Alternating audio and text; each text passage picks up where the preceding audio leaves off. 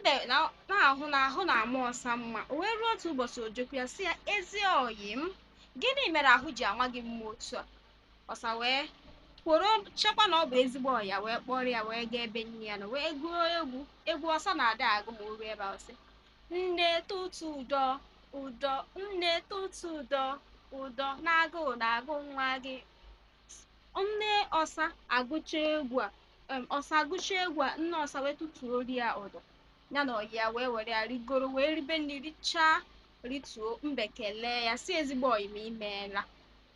Ọsa chekwa na ọnya na mmadụ, ọ maghị na onye ya na ya na-agbakọ nta sizi na ụkwụ ya dịka ụkwụ anụ.